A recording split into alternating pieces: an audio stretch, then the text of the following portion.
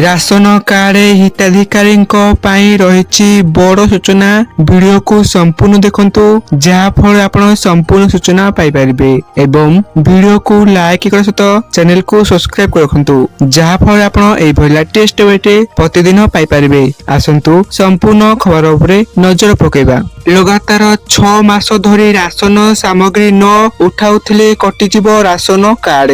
समांतर भावे ओडिशा एवं अन्य राज्य को निज आधार कार्ड व्यवहार करी राशन कार्ड हाथी थिले एवं राशन उठाइथिले कटिब राशन कार्ड। आधार सर्वे रे मृत व्यक्ति चिन्हित होइथिले सेमान चिन्हित करी तर्जमा करूछंती सरकार। खाद्य सुरक्षा आईन 2020 कड़ाकड़ी जांच हेउची राशन कार्ड सूचना देछंती खाद्य जोगाण मंत्री कृष्ण पात्र।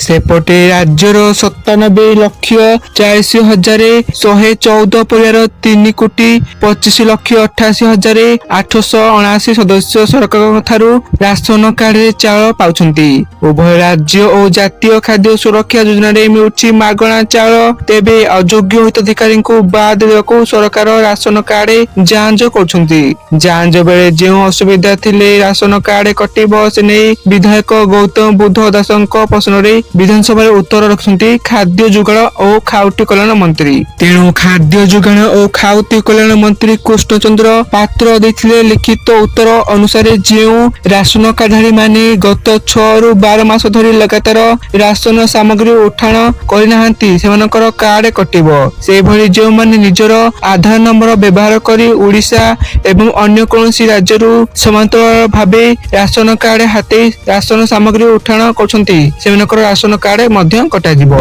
एवं अक्टोबर मासर सरकार देथिबा सूचना अनुसार राज्यर 15,76,000 हिताधिकारी ईकेवाईसी करि नाहंती। एबे सरकार पुणी थरे ईकेवाईसी लागि सुजोग प्रदान करछंती जहा द्वारा केही योग्य हिताधिकारी राशन कार्ड रो बाद पड़िबे नाही। तेनु एहा पूर्व गत विधानसभा मौसुमी अधिवेशन रे खाद्य जोगाण एवं खाउटी कल्याण मंत्री कृष्णचंद्र पात्र कहिथिले 30,000 अयोग्य राशन कार्ड हिताधिकारी को तालिकारु हटाई दियाछि। एहा द्वारा 1,09,853 जन प्रभावित होइछन्ति। सेतेबेले मंत्री कहिथिले 97.40 लाख परिवार 3.25 कोटी लोक प्रधानमंत्री गरीब कल्याण अन्न योजना एवं राज्य खाद्य सुरक्षा योजना अधीन रे मागणा खाद्य शस्य पाउछन्ति। एहा थिला संपूर्ण बेटे आपण माने वीडियो को संपूर्ण थरु आपण मानको धन्यवाद।